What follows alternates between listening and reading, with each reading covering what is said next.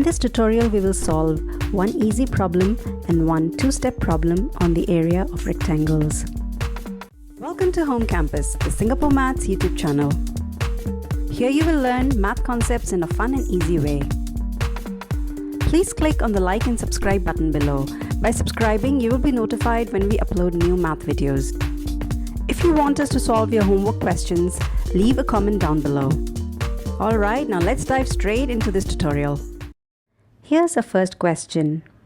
Rectangle P has an area of 15 centimeters square. Its breadth is 3 centimeters. Find its length. Let's recall from a previous tutorial that the area of a rectangle is the product of its length and breadth. Click the link above if you need to refresh your memory. So here's how we solve this type of question. The formula area is equal to length times breadth is made up of 3 pieces: the area, the length, and the breadth.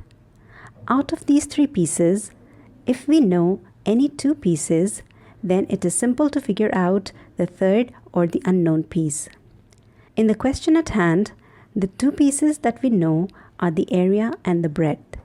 So we look at this formula and we see that if we divide the area of rectangle P by its breadth, then we will get the length of rectangle P.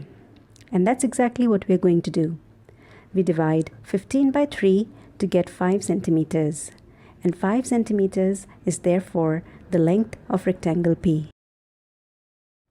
Moving on to the next question. Rectangle Q has an area of 24 meters square.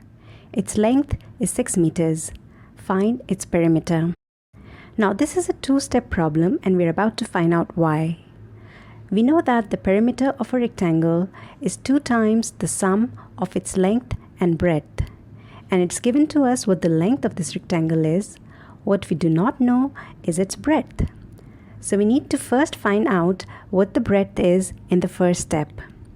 Similar to what we did in the previous question, we know that if we divide the area of rectangle Q by its length, we will have its breadth.